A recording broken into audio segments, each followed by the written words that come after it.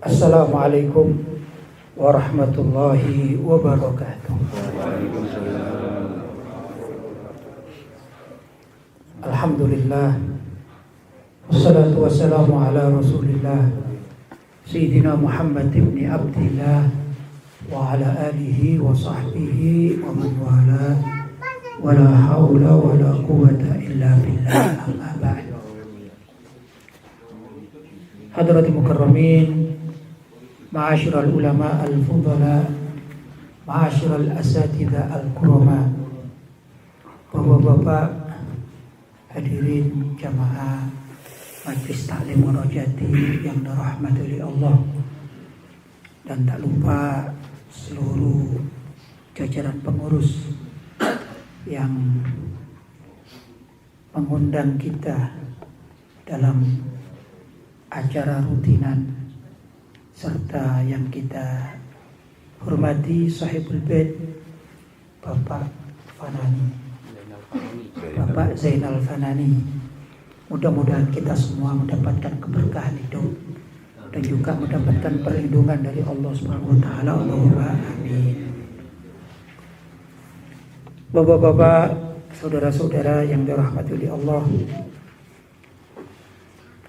kehadiran kita di tempat ini tentu senantiasa menginginkan hal-hal yang baik dan yang positif.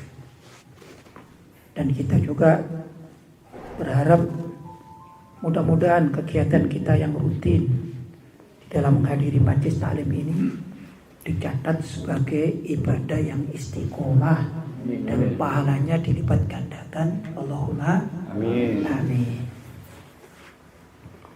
Banyak cara untuk meningkatkan ketakwaan kita, antara lain yang mengadakan perkumpulan-perkumpulan semacam ini yang isinya mengandung majlis zikir sekaligus majlis taklim. Ini adalah suatu hal yang patut dibanggakan dan dilestarikan.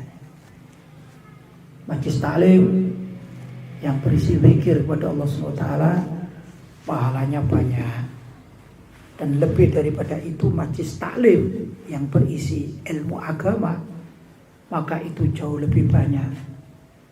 Bahkan dikatakan hadir kalian di dalam majlis ilmu, berarti majlis taklim sini satu kali itu pahalanya lebih baik daripada sholat sunnah 1000 rakaat. Jadi kita hadir majlis taklim ini sangat luar biasa ya. Padahal kalau kita mau sholat 1000 rakaat ini ya susah menjalankannya. Mungkin sudah tidak ada yang kuat di antara kita ya. Namun dengan menghadiri majlis taklim itu menjadikan pahala-pahala itu tercover, insyaallah kita mendapatkannya. Jadi kalau ada majlis zikir saja tanpa ada majlis taklimnya seperti rugi gitu ya. Tapi kalau dua-duanya dicakup dalam satu kegiatan, maka ini sangat menguntungkan bagi persiapan kita tatkala menghadap kepada Allah Subhanahu wa taala. Menghadiri majlis taklim tentu kan ingin mendapatkan ilmu yang banyak atau ilmu yang manfaat.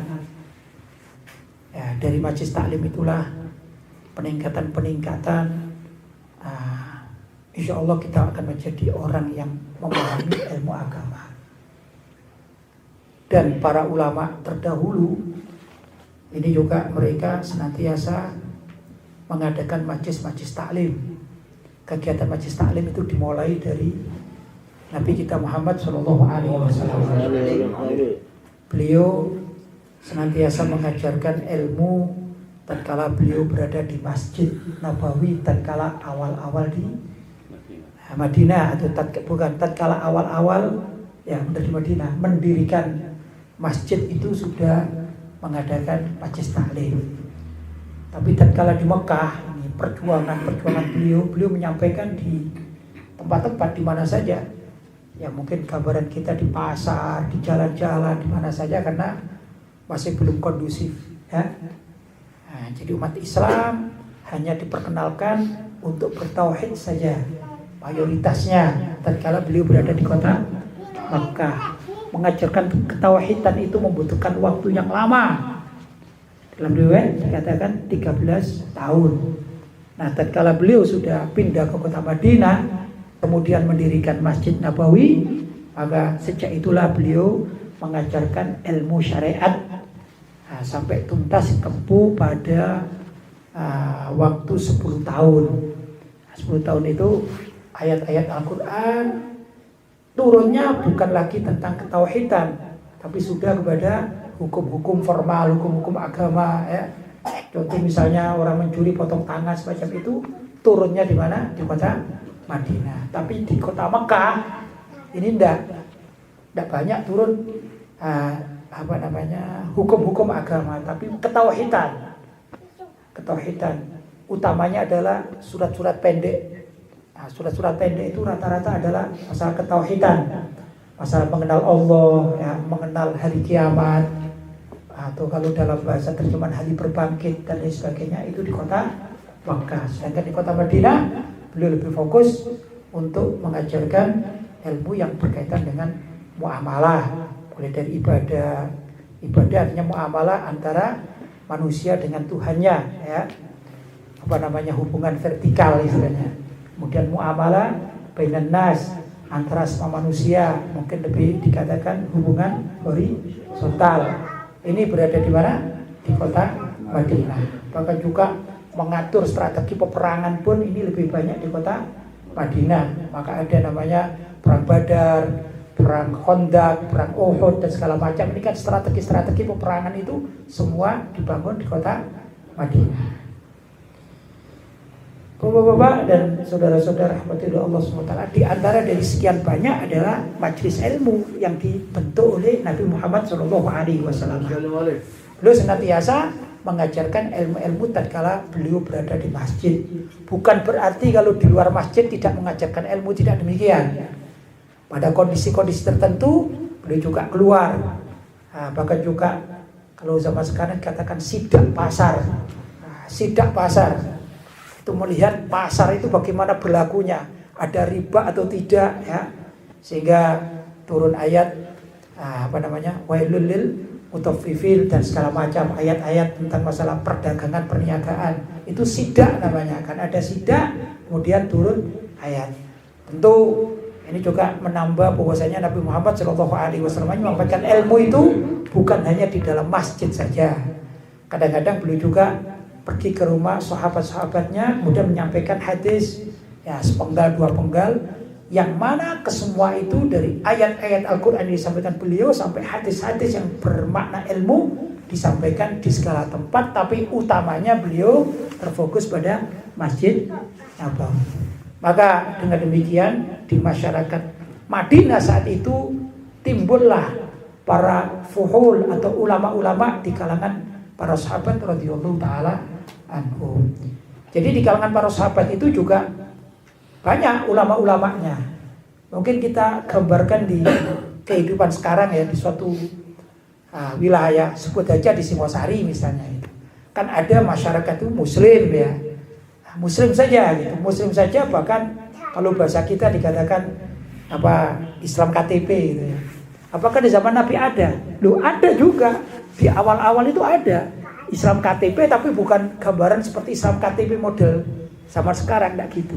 Contoh begini, ada salah seorang yang mau masuk Islam kemudian datang kepada Rasulullah.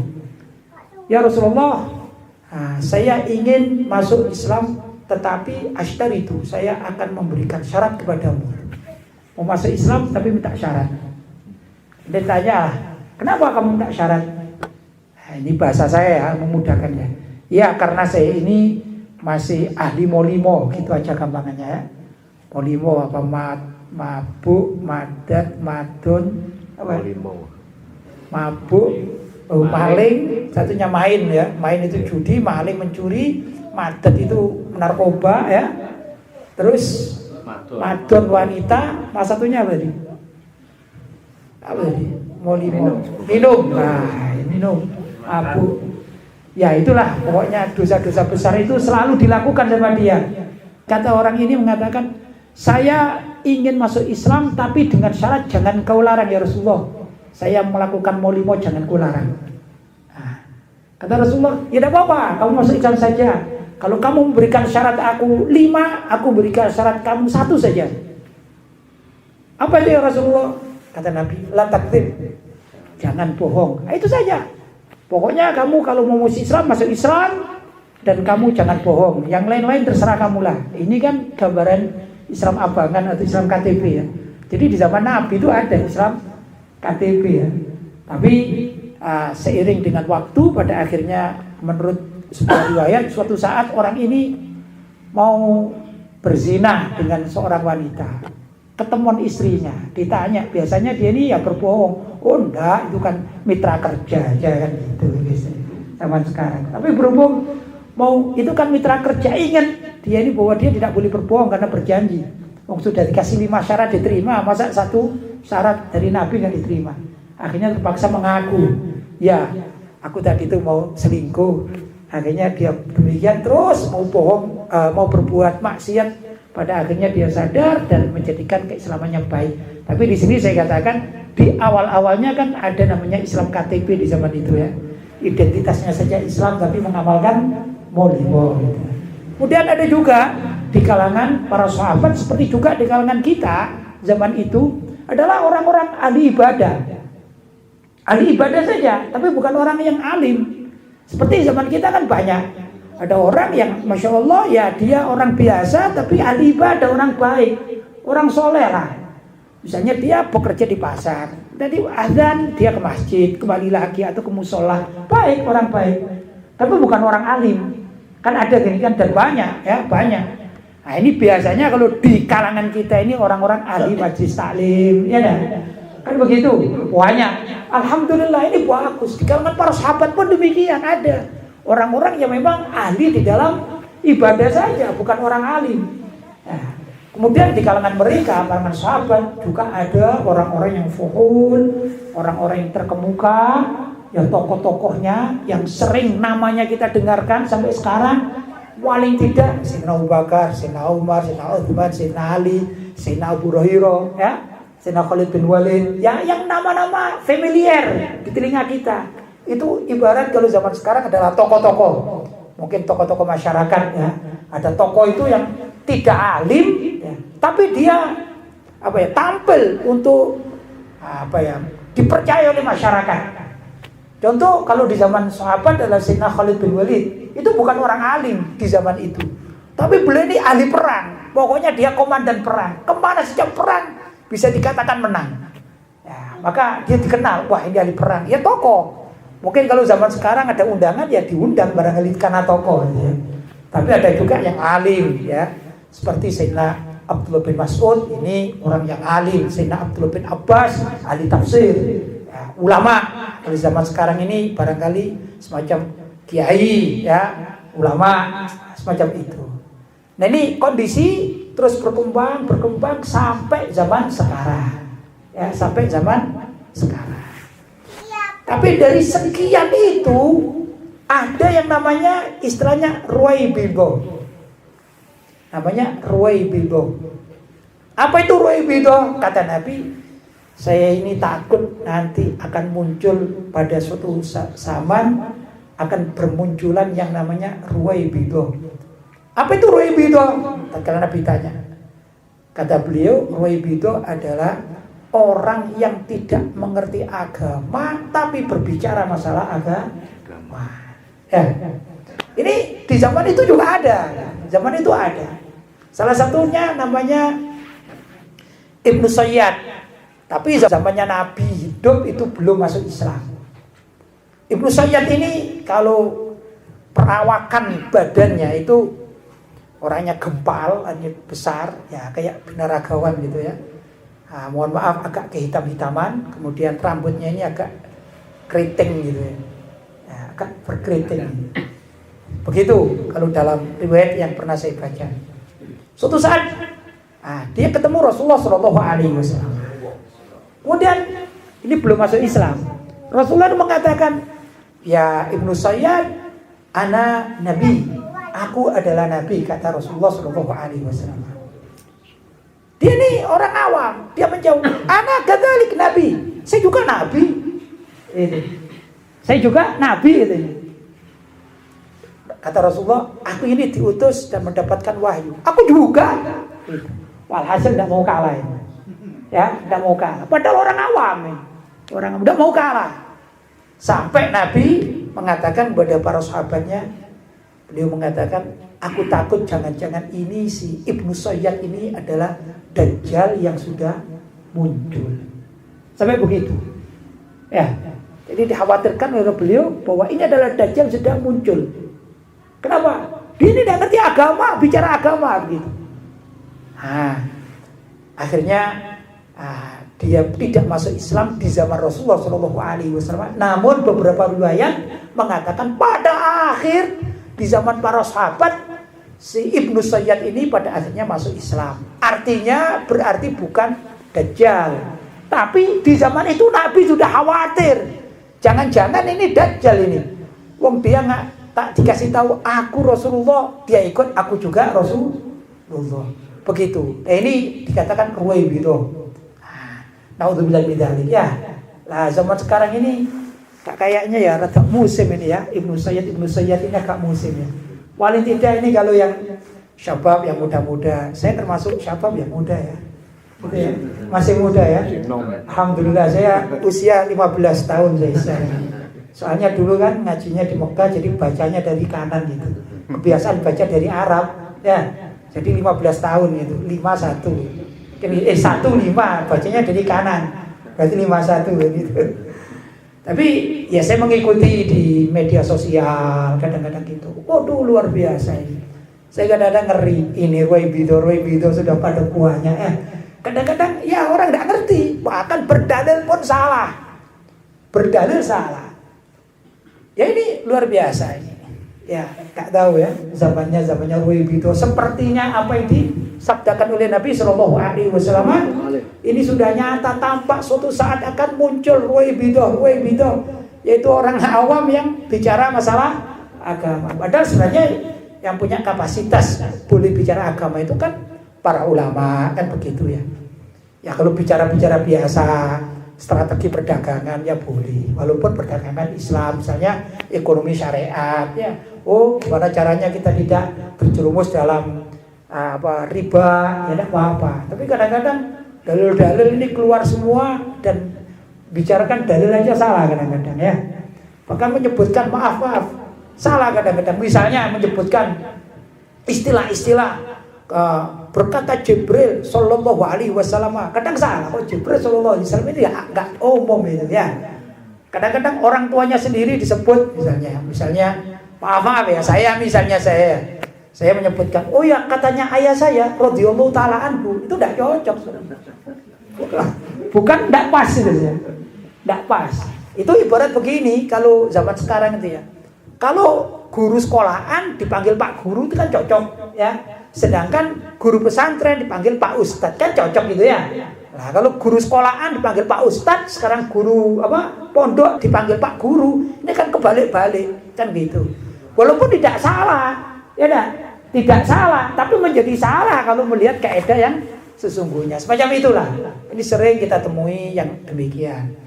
Mudah-mudahan kita semuanya dilindungi oleh Allah SWT, jangan sampai menjadi ruwaibidah pada zaman sekarang. Nah kalau kita ingin mengerti gimana, fas'alu ahla dzikri in kuntum la ta'lamun, tanyakan kepada orang yang ahli ilmu, yaitu ulama-ulama. Kalau dalam suatu masalah itu kamu tidak tahu ya tanya kepada para ulama. Ulama-ulama kita zaman dulu sudah banyak menulis kitab-kitab. Nah sekarang kitab-kitab itu sudah banyak diterjemahkan. Ya kita kalau ingin tahu suatu permasalahan ya rujuk kepada pendapat-pendapat para ulama ya. Nah, jangan kita kemudian menggantikan kedudukan para ulama. Kadang-kadang bapak-bapak, saudara-saudara, kadang-kadang di antara kita, mudah-mudahan di Masjid Taklim ini kan sudah sering mengaji, nggak sampai demikian ya. Tapi salah di dalam memahami ayat atau hadis, seperti contoh balighu anni walau ayah ya. Sampaikan dariku dari Nabi walaupun cuma satu ayat. Satu ayat diendeng-endeng kemana-mana itu ya. Kadang-kadang salah menerapkannya. Ya tidak boleh juga. Maksudnya kalau kita mendengarkan suatu hadis, kemudian kita ini tidak paham, ya kita sampaikan. Kalau hadis itu kita hafalkan, ya kita sampaikan. Tapi kita tidak perlu untuk menakwil-nakwili sesuai dengan pemahaman kita. Ya, contoh misalnya dalam sabda Nabi Muhammad SAW, dia mengatakan, "Naddarallahu imro'an sami'a maqalati fa'addaha kama sami'aha farubba muballagin aw amin sami." Semoga Allah memancarkan cahaya wajah orang yang mendengarkan hadis dariku, kata Nabi. Kemudian dia menyampaikannya persis seperti apa yang dia dengarkan. Persis, nggak ditambah, nggak dikurangi. Ya, persis. Jadi kalau hafal hadis itu, ya itu saja disampaikan. Kata Nabi, farubba muballagin aw amin sami. Kadang-kadang orang yang disampaikan kepadanya hadis itu lebih mengerti terhadap isi hadis daripada orang yang menyampaikan. Ya, jadi misalnya saya mendengarkan satu hadis, misalnya innamal amalu binniyat. Ya, apal itu mulai kecil, apal sudah mulai kecil dulu. Oh, innamal amalu binniyat, tapi tidak tahu artinya.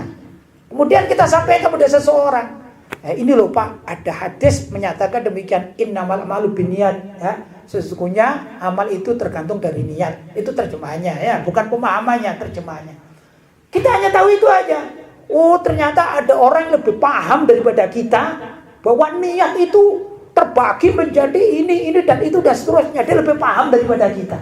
Maka orang yang hanya menyampaikan satu ayat atau hadis yang murni, itu sebenarnya akan dijaga oleh Allah SWT menjadi orang yang baik, asalkan dia tidak nambah-nambahi dan ngurang-ngurangi. Kalau dia bukan ahli agama atau bukan ulama, begitu. Ini tetap diperintahkan.